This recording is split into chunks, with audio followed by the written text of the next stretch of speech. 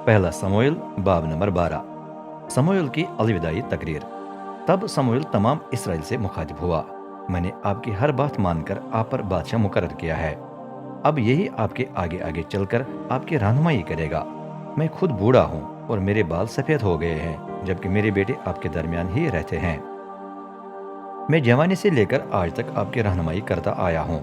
अब मैं हाजिर हूँ। अगर मुझसे कोई गलती हुई है तो रब और उसके मसा किए हुए बादशाह के सामने इसकी गवाही दें। क्या मैंने किसी का बैल या गधा लूट लिया?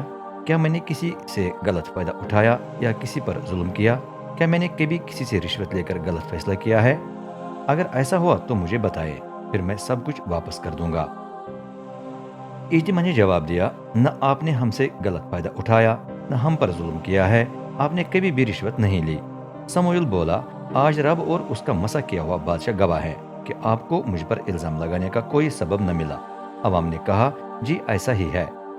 समूएल ने बात जारी रखी, रब खुदा मूसा और हारून को इसराइल के रहनुमा बनाकर आपके बाप दादा को मिस्र से निकाल आया। अब यहाँ रब के तख्ते अदालत के सामने खड़े हो जाए तो मैं आपको उन तमाम भलाइयों की याद दिलाऊंगा जो रब ने आप और आपके बाप दादा से की हैं।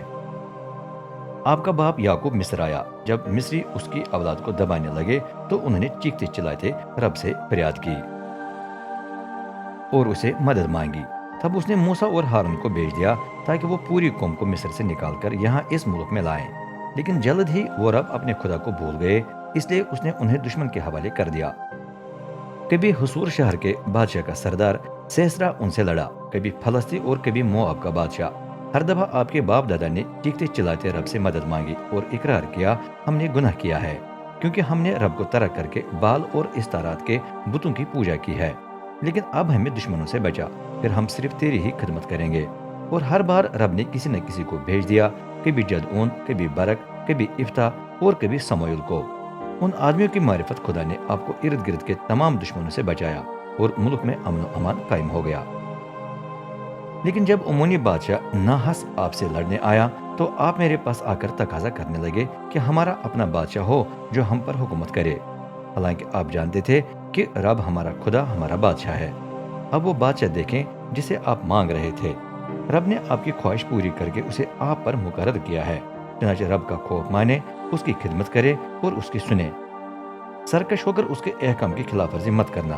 अगर आप और आपका बादशाह रब से वफादार रहेंगे तो वो आपके साथ होगा, लेकिन अगर आप उसके ताबे न रहें और सरकश होकर उसके अहकाम की खिलाफ वर्जी करें तो वो आपकी मुखालफत करेगा, जिस तरह उसने आपके बाप दादा की भी मुखालफत की। आप खड़े होकर देखें कि रब क्या करने वाला है। वो आपकी आंखों के सामने ही बड़ा मुआवजा करेगा। इस वक्त गंदम की कटाई का मौसम है। गो इन दिनों में बारिश नहीं होती, लेकिन मैं दुआ करूंगा तो रब गरजते बादल और बारिश भेजेगा। तब आप जान लेंगे कि आपने बादशाह का तकाजा करते हुए रब के नजदीक कितनी बुरी बात की है। समूएल ने पुकार कर रब से दुआ की और उस दिन रब ने गरजते बादल और बारिश भेज दी। ये देखकर इज्तिमा सख्त घबरा कर समूएल और रब से डरने लगा। सबने समूएल से इल्तिमास की, रब अपने खुदा से दुआ करके हमारी सिफारिश करें ताकि हम मर न जाएं, क्योंकि बादशाह का तगाजा करने से हमने अपने गुनाहों में इजाफा किया है। समूएल ने लोगों को तसल्ली देकर कहा, मत डरें, बेशक आपसे गलती हुई है, लेकिन आइंदा ख्याल रखें कि आप रब से दूर न हो जाएं, बल्कि पूरे दिल से उसकी खिदमत करें। बेमानी बुतों के पीछे मत पड़ना, न वो फायदा का बाइस है न आपको बचा सकते हैं। उनकी कोई हैसियत नहीं है।